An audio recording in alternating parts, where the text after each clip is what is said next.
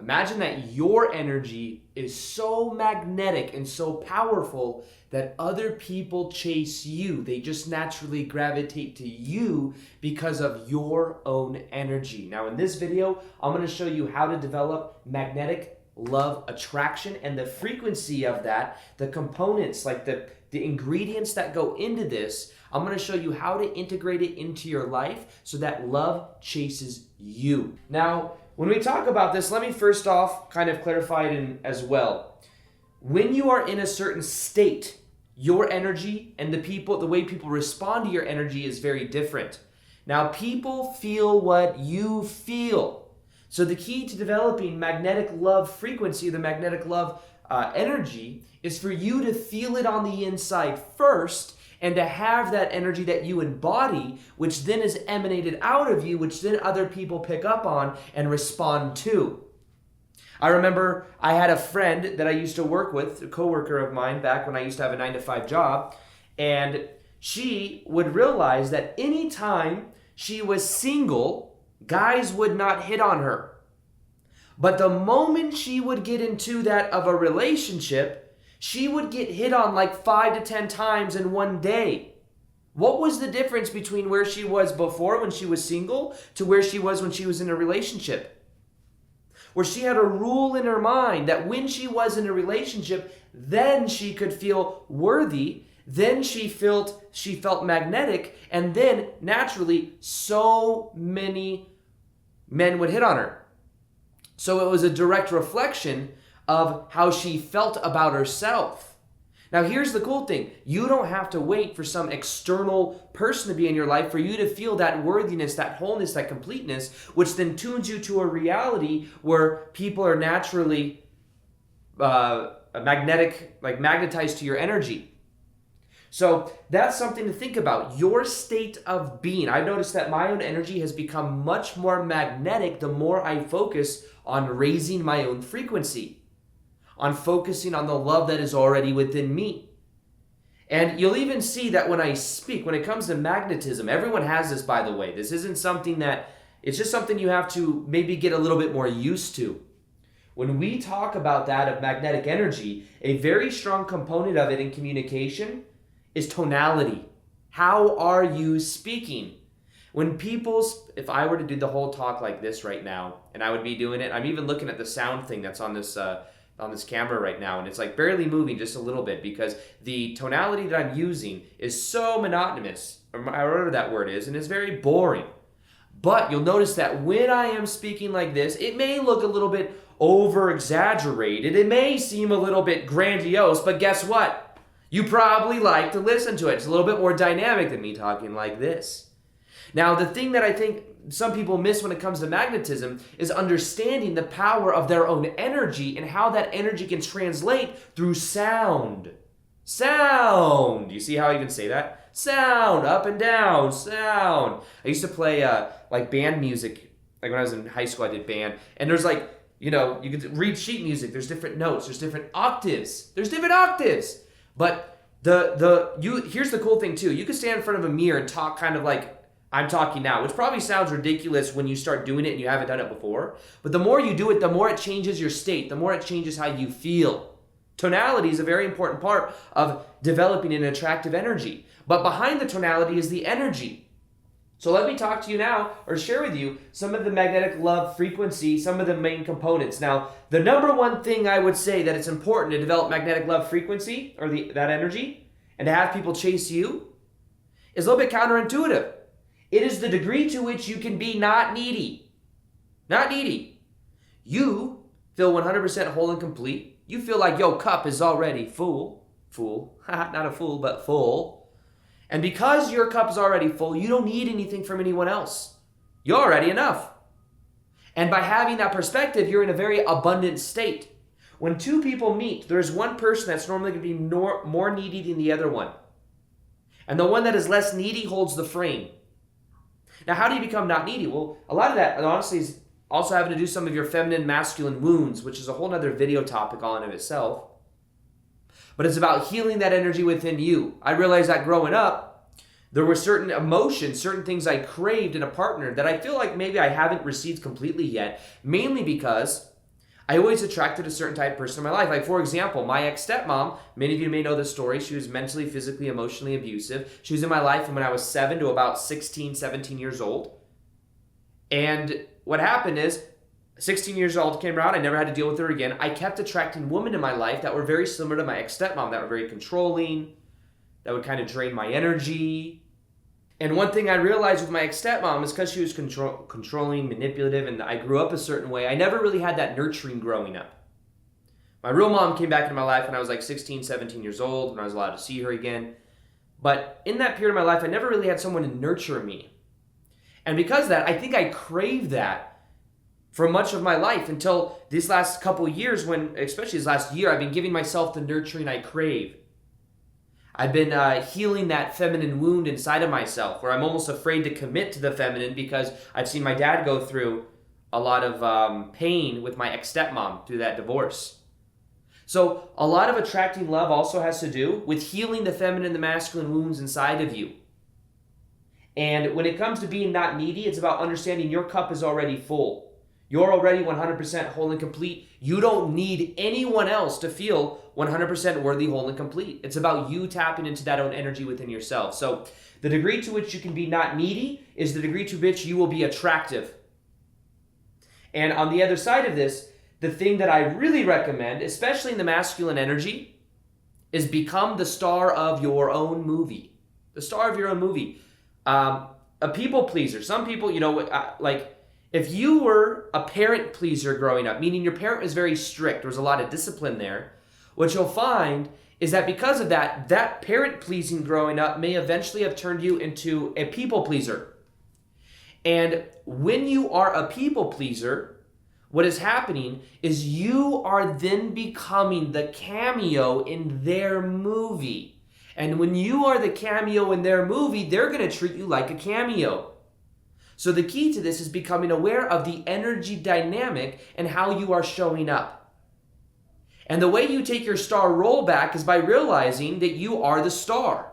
You are not the cameo. When you are a people pleaser, you are being the cameo in other people's movie and you are trying to please them with the hope that then you will gain their validation. So instead of that, what I recommend you do is you focus on you being the star of your own movie and setting your lifestyle up in a way to where it naturally gravitates energy towards you. How would you be the star of your own movie? Well, you would literally go out into the world and go after your dreams, your desires. You'd find out what that is. And by going out, you create a certain gravity to you.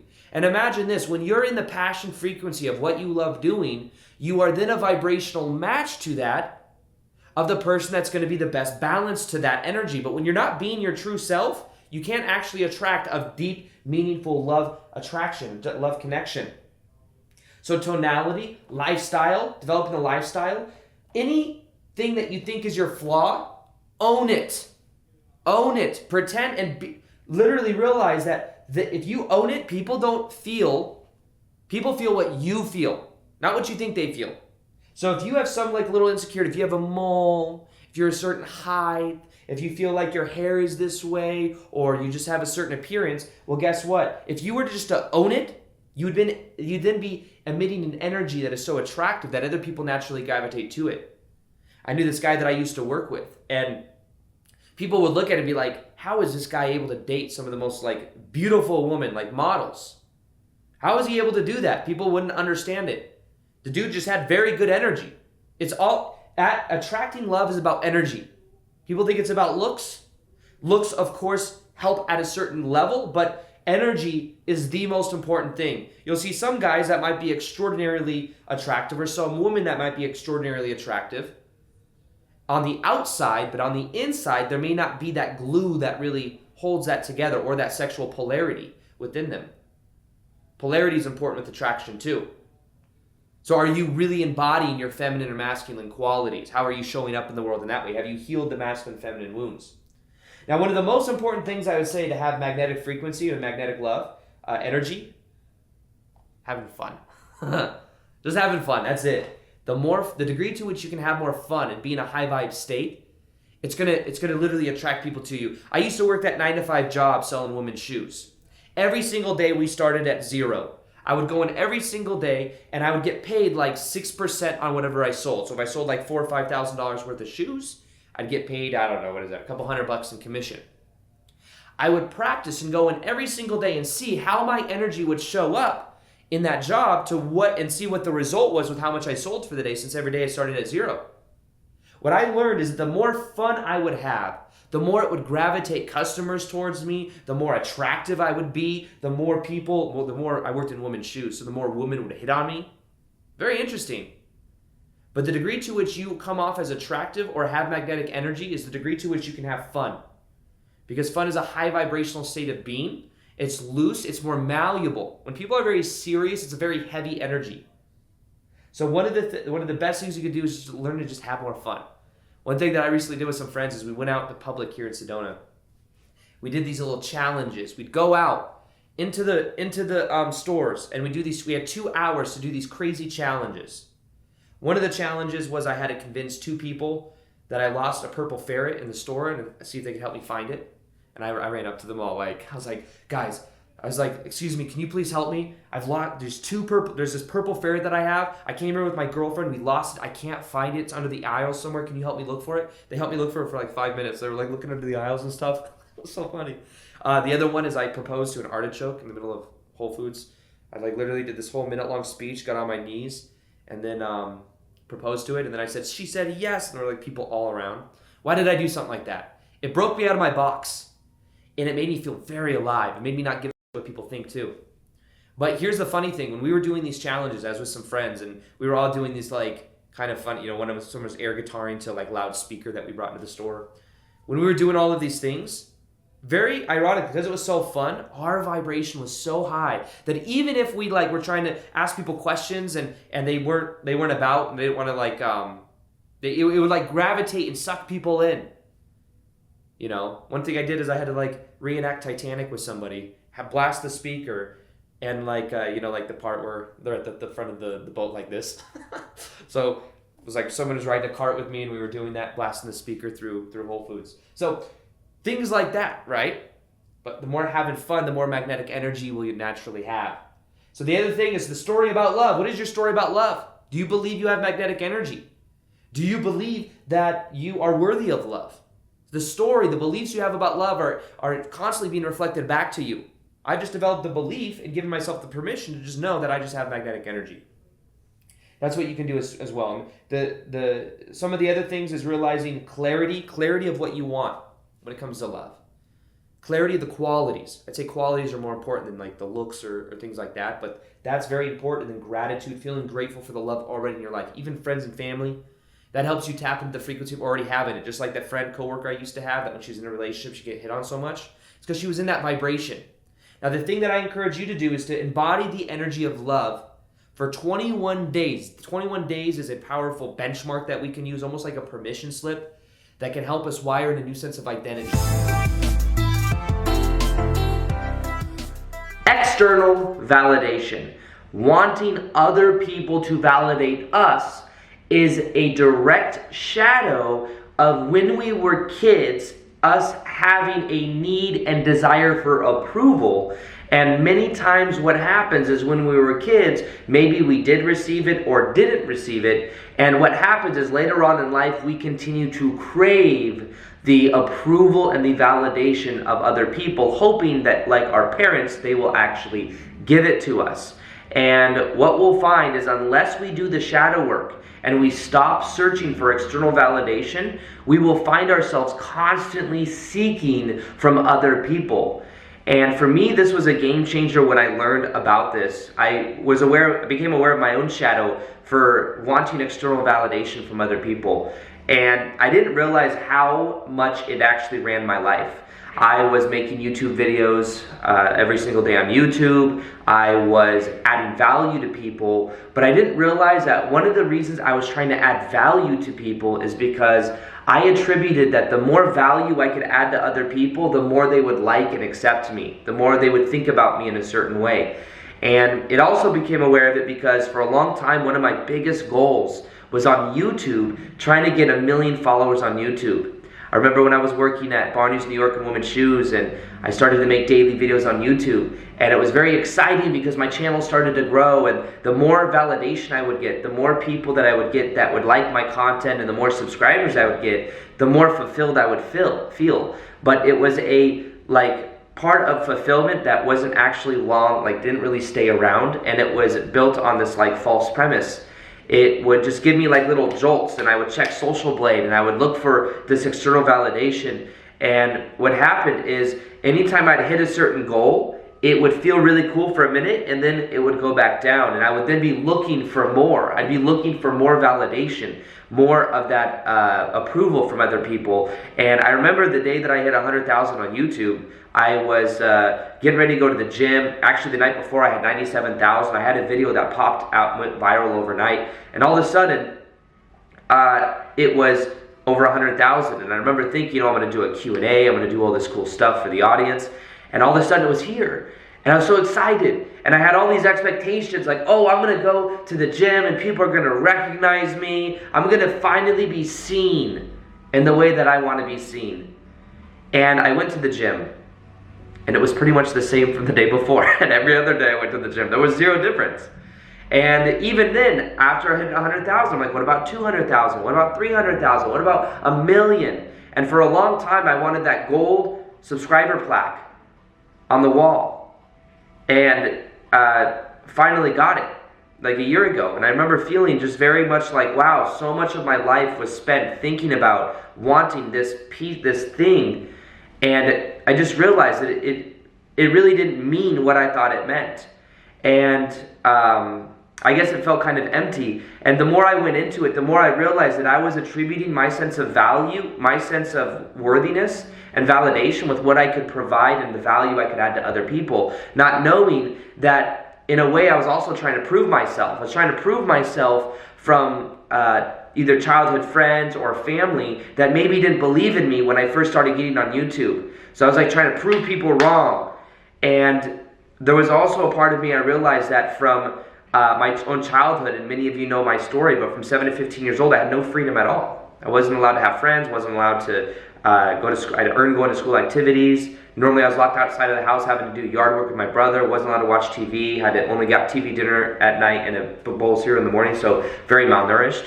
All of a sudden, have all this freedom, but from that period, there was a sense of myself where I didn't feel worthy.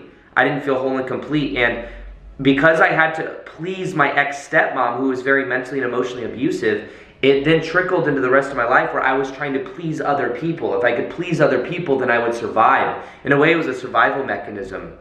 But the main core wound that I've realized that came from craving external validation is that I have abandoned myself in childhood. When I look at my childhood, there was a time when I abandoned myself.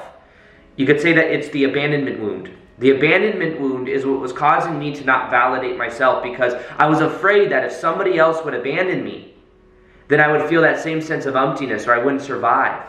Even having emotionally unavailable parents as a kid, that can cause us to then feel afraid of being abandoned. So how can I change my sense of self to not be abandoned? And we will then bend like pretzels. We'll bend backwards. We'll do whatever we can. We have trouble saying no. We become people pleasers. And the key and the cure to the abandonment wound, you want to know what it is? It's to stop abandoning the self. To stop abandoning the self. Same with the validation. The reason we want validation is because we don't want to feel abandoned. But if we would validate ourselves, if we would stop abandoning ourselves and start doing what we want to do and filling up our own cup, we wouldn't need the external validation. This was the game changer for me. It was literally a whole new world. All of a sudden, I have this potential to where when people ask me if I want to do something, if it's going to make me lose myself in the process, then I can say no. Before, I couldn't say no. Because if I were to say no, I would lose the validation of other people and I could be abandoned again. And I would feel very empty and hopeless. So what I ended up doing is I ended up changing my value system as well. This is another key thing. We all have values we live by. Values are kind of like clusters of beliefs or virtues. And if we live by the value of wanting people's validation at the top of our list, then we end up being guided by that force. When you go to a Tony Robbins conference, by the way, like a Date with Destiny, most of the power of that, for many people, is looking at the values, rearranging the values. Because certain values won't lead to, if you value significance, is what he always talks about, over that of valuing growth or connection and love, then a lot of times you will maybe, you will maybe, that's not a formula for happiness. Because you want people to see you because maybe you don't feel seen. If you value certainty over many other things, then you'll probably stay comfortable in a certain zone. Because that's a virtue, that's a value that's keeping you where you are. So for me, I had to become aware of the strong importance I put on wanting other people's validation, wanting other people's approval, and I had to start giving it to myself, and then I started to value authenticity more than anything else. What became more authentic to me was looking for just the authenticity of me being the real me. Even if the real me meant I may get rejected. There are times people have said, hey, come, let's go do this. Can you come meet me here? And I'm like, no, I actually, it doesn't mean that I always say, if there's times I do want to go do something with friends or something, then I do it. But before, like literally I would do something like drive 10 hours to someone's birthday party because there were no flights that went into this place. Because I didn't want to say no, and I actually had to cancel photo shoots, I had to cancel all these things. That was something I did because even though it's a great friend of mine, I couldn't say no. And now I look back and I'm like, what was I doing? Woke up from it. But the key to curing needing validation from other external sources is validating the self, and also stop abandoning the self. Look at your value system. Are you valuing significance and validation over authenticity and realness? And if so, how can you rewire that? It's really just becoming aware of it and starting to realize, who are you? What virtues do you decide to live by? As I started to go and stop abandoning my own self, that's when everything began to change. So you can heal the abandonment wound by giving yourself validation, and by knowing that you can stop abandoning yourself, knowing that also it's a good thing if you are being your true self and some people don't like it. You're actually attracting people that really like the real you versus this contorted thing that changes based on, that adapts to everybody else around. So that's really what makes the biggest change in this process, is when we become aware of this wound and then we begin to heal it. In this video, I'm going to be sharing with you the 3 words that block love from chasing you.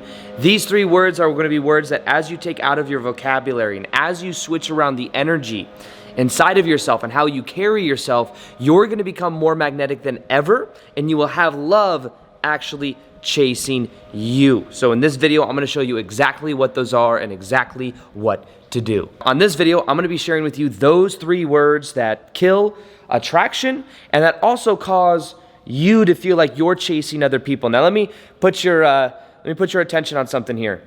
Now, I used to have this guy that my friend, actually he used to be my old roommate back when I used to work at Barney's and Women's Shoes. And I was sitting there at work one day with one of my coworkers. Her name was Tanya. She was awesome.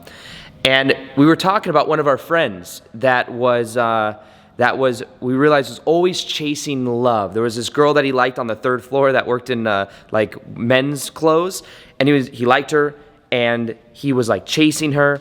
And one thing that Tanya said to me really stood out to me. She said, do you realize that anytime he's chasing someone, it's like that other person is running. It's implying that other person is running.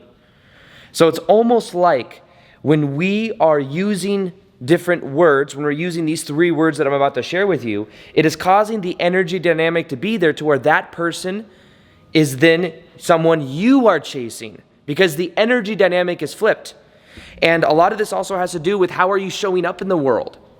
When I started to become the star of my own movie and I started to treat myself as like somebody that has value already and somebody that's just going out there having fun and being the star of their own movie, that changed the whole entire energy dynamic around. That had it to where then I wasn't trying to be the cameo in someone else's movie. It changes everything. So realize that when it comes to attracting love, there is no quick little fix, little technique that's going to make all the difference. It's an energy change that's going to make the difference. The more you are in alignment, the more magnetic your energy will be. I'll tell you that right now as well. Now, the first word that you must stop using in order for love to chase you is the word want. Anytime you want, you ever notice that when people want love, they want to attract something? That they go out into the world and it's just a lot of times their energy isn't magnetic. If you think about like a guy that goes to a club that wants to talk to women, that wants to do different, have them like him, he's putting out a needy energy. And neediness is one of the most unattractive things. If you want to guarantee that you are chasing someone else, then feel very needy. If you want to guarantee that you kill attraction in your love, attraction process or whatever, then what you should do is you should be very needy to the other person. Immediately that will kill their attraction. What is the opposite of neediness? It is when your cup, look at this cup right here. You guys see that cup? Look how full it is. That's almost a full cup. That's like 99% full. Because the cup's already full. So because that cup is full, when the person goes out there, he's not like, hey, can you fill up my cup? Can you fill up my cup? I would like some validation. Can you please fill it up? But realize this, anytime you want something, it means you lack it. It means you don't have it. And people want to be around abundance. So if you are validating yourself, if you are the star of your own movie, if you are having fun, if you are in alignment with how you prefer to be, if you're being authentic, then guess what? That's attractive energy that will then chase you. So that's one of the main things that I encourage you to do is to get in alignment with your purpose, to get in alignment with who you are. There's something attractive about people that don't do what necessarily they're like expected to do with like social conditioning, the 9-to-5 job. There's somebody that's going after their purpose, it's going after their mission. That will all automatically set you apart from most people. And it creates a very magnetic energy. So when you think about, realize also with attraction, it's all about energy. It's like 99.9%. Yes, attraction is part of it. Look at this painting I got, by the way. You guys like that? You can't really see it. Let me show you. Look at that. It's still kind of hard to see with the lighting. It's an Alex Gray painting that I got. I just was looking at it. I was like, oh yeah. So realize that when it comes to attraction, it's all about energy. I've seen some guys that you would be like, oh, that guy, like, there's no way that guy dates like a model or supermodel or whatever. And looks are just superficial anyways. But like, it's all energy. Energy is what is attractive. So if you change your energy, that's when you become more attractive and then it can chase you. But these words that I'm talking about are like energies that will repel. And you'll notice that there's a lot of people that when they stop looking for love, they find love. Why did that happen? Because when they stopped wanting it, they then allowed it into their life. Because want means lack. Want means I don't have it and I would like it. But if you become okay with being single, if you become okay with being around your friends and having a good time and going after your purpose and having fun, then guess what? You will have more magnetic energy. Many people that have been trying to attract love that I've talked to, that I told them to let go of the trying, to let go of wanting it, then end up in relationships shortly afterwards. I know people that make the rule, that once they make the rule, I am not going to attract love into my life. I'm going to focus on my own business or focus on myself. It happens within weeks. Because they let go of the wanting, and wanting implies lacking. So one word that you can let go of that is blocking love from chasing you is realizing that the more you want, the more you lack. Now the second one I'd say is is probably the biggest game changer for me. So you'll see right here, 2, importance. I mean, it's a word, it's a phrase, it's an idea. Importance. Anything you make important, you put on a pedestal. Imagine this right here. You've got somebody down here, somebody said, oh, you are so amazing. I would love to be around you. If you would validate me, I would feel great. And you're just this perfect person. And I have this halo effect around you. Well, guess what happens? They can feel that energy and they're then looking down at you. And then that's not attractive to them. They want to be with someone that they're on the same level with. They want you to treat them like a person, like that importance creates resistance. Anything you make important, you create resistance around. I'm not trying to brag by saying this, but so I recently I have a place in Sedona that I go to, and I'm between Vegas and Sedona about half the time. And in Sedona, because it's like a spiritual hub, and there's so many spiritual people there, I meet like people that know me from YouTube, like almost sometimes every day. I'll go out to the grocery store, I'll go out to nature, and I'll meet people that recognize me from YouTube. Now, here's the difference that I understand in energy. When somebody is like, oh my gosh, I just met Aaron Dunn, oh my God, that is so cool. It's an energy of resistance. I'm not making fun of anybody, by the way, because I love meeting anybody that I meet, but it's most pleasant when it's almost like it's just natural for that person. Like it's just I'm not put on a pedestal anyway. When someone's put on a pedestal, they feel that and it creates resistance. It's like, oh, you know. But what I find I enjoy more is when I just talk to someone and it's like fun, I give them a hug and that's cool. So I'm not like saying if you ever see me, like, don't talk to me, but the thing to work on would be like not putting, if you put someone on a pedestal, they can feel it and it almost resists and causes like a resistant energy. And I can know that firsthand now because of those kind of experiences. So I love you all, just so you know. But that is something I wanted to show as an example, is imagine you're trying to date someone and you're putting them on a pedestal and treating them a certain way. Then what that does is that creates resistance. Anything you make important, you create resistance around and you block it from coming into your life. So what is the opposite of importance? Here's what you do instead. You see it as natural for you to meet certain people in your life. You see it as natural for people to see you as attractive because you know that your cup is full and that you are an attractive person and that you're in alignment and that you're going to attract everything you need at the right time. So a lot of what this is about you realizing your own worth, you being on your own purpose, you being on your own mission, and understanding that if you want it, you lack it. If you're making it important, it's not natural for you. It's like saying that your self-image, realize your self-image is what is called a cybernetic mechanism. This right here is set to 72 degrees. It's a thermostat. If I were to push it up to 74 degrees, or whatever I put it to, that's going to set there.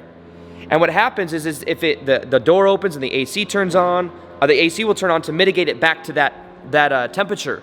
Now, the way that works is just like our self-image is also a cybernetic mechanism. So if you see yourself as not worthy of talking to certain people, then you'll in a way sabotage yourself because it's not natural for you. You'll put them on a pedestal. So one of the best things I can recommend that you do is you take people off a pedestal and you realize that you're good either way. You're just as worthy. You're here to have a good time. You're here to have fun. You're here to connect. And as you have that perspective, you take them off a pedestal. It's not important because you're good either way. That's the frame. Importance means if you make something important, you're saying this has to work out a certain way. You're also trying to control. So if you let go of control, you'll find it's even more powerful. Now, the third word that people use that blocks attraction and also stops people from chasing them, and also realize chasing is like a form of manipulation. If you want someone to chase you, it's like you're trying to make someone chase you. You're trying to it's manipulation in a way. And what I recommend you do is you realize you're good already and you're just having fun. It's a different frame of reality. It's a more healthy frame though. But in general, I just kind of wanted to point that out as well. Now, the third one is when. When will this person come into my life? I'm waiting. Well, realize the more you wait, the more you are creating more waiting. Like, think about it. If you're in lack, you're attracting more lack. You're perceiving of more lack, your reality is equal to more lack. If you're waiting, then you are in the vibration of waiting. You will create more waiting. You're waiting, you're waiting, you're waiting. What are you waiting for? You're waiting for something that's not here to become here. And because it's in that state, then it takes time. The key is being present to the moment and not trying to escape it, not trying to say that the moment in the future is going to feel better. When you're waiting, you're like, think about it. You're giving yourself this rule that says, once I attract this person into my life, then I'll feel love. And you're robbing yourself of the love that already exists inside of you. Now, the funny thing is, if you would feel that love already now, then you would attract love easier than ever. This video right here, this is one of the most powerful videos that I made, and I highly recommend that you watch it because it'll help you with what you learned in this video. People feel what you feel about you. The energy inside of our bodies are contagious. And based on how we feel about ourselves, that energy is being